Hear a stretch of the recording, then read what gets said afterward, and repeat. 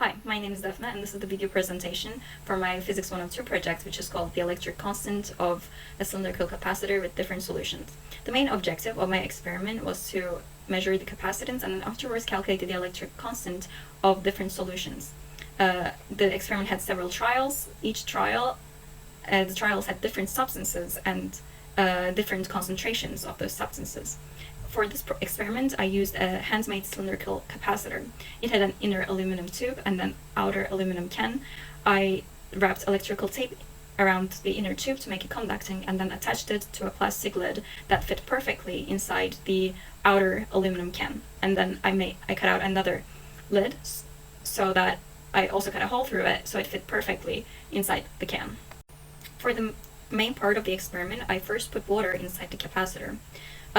Theoretically, since the water was 12 centimeters and because of the measurements of the tube and the can, the electric constant was supposed to be 80.1, but what I measured was 93.4, which shows that there's a 16.6% error. Some of the reasons for that error might be the impurity of the water, since it was drinking water and not pure water, and that the inside of the capacitor was not a perfect cylinder.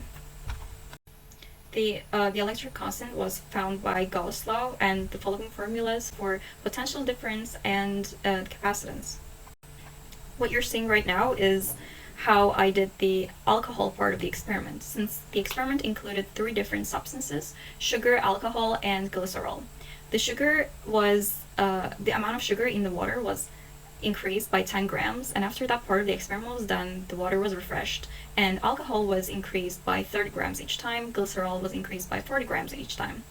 And in each trial, it was made sure that the water is, the solution itself is exactly 12 centimeters.